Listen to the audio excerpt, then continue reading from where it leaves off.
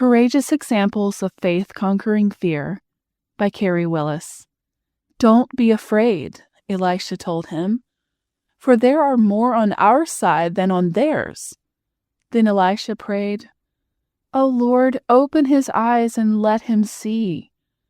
The Lord opened the young man's eyes, and when he looked up, he saw that the hillside around Elisha was filled with horses and chariots of fire. 2 Kings chapter 6, verses 16 through 17. We've all seen them, the movies with the bully who gets his comeuppance. We cheer for the underdog and love it when the bully is put in his or her place. But I love it even more when the bully looks up and sees his victim in a new light. Someone who is not afraid anymore, like he has a whole army standing behind him ready to fight the bully. The bully turns and runs in the opposite direction, never to pick on his victim again. If we were watching 2 Kings chapter 6 play out on a movie screen, we may be cheering when the bullies get their due, but we may miss the point if we stay there. Elisha was a bit of a warrior. Some may have even considered him a bully. However, he was standing up for righteousness. He was not trying to intimidate or get the little kids' lunch money. Elisha was courageous. Was he courageous because he was strong?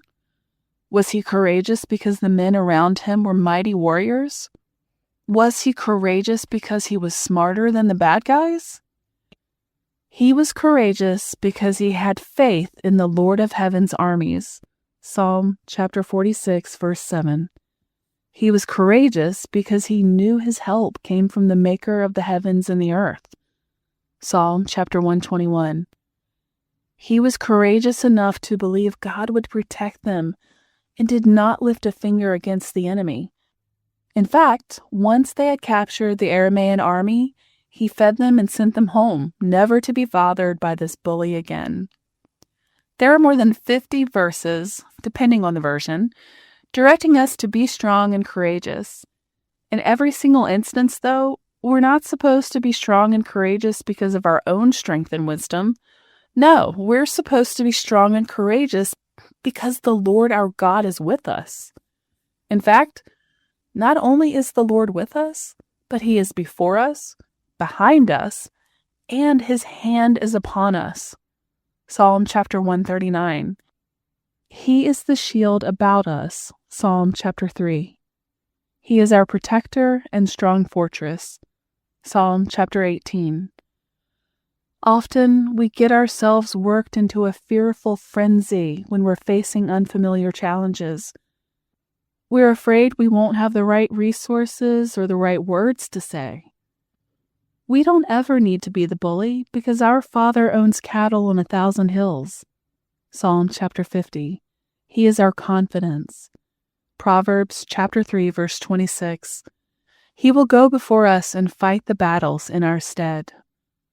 When Moses was trembling at the thought of speaking to Pharaoh, God told him, I will be with you. And when the Israelites were faced with the reality of the Egyptian army chasing them down, God told Moses, you only need to be still, and I will fight for you. Exodus chapter 14, verse 14.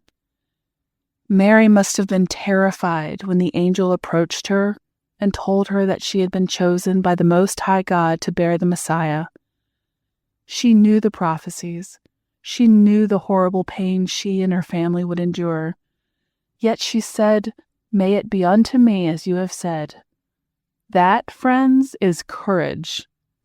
The Bible is filled with stories of ordinary people who became extraordinary because of their courage, because of their faith, because they clung to the promise that is as true today as it was when it was written thousands of years ago.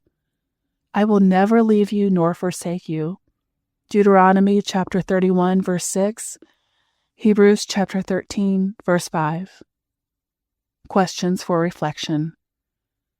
Most of us think having courage means we step into action. But what if having courage means being still? What if having courage means surrendering your fears and battles? What if courage means standing strong in your faith and not bending to the world's pressures? What must you face today that you could do better with the Lord of Heaven's armies behind you? All you have to do is ask. He is with you and will not leave or forsake you.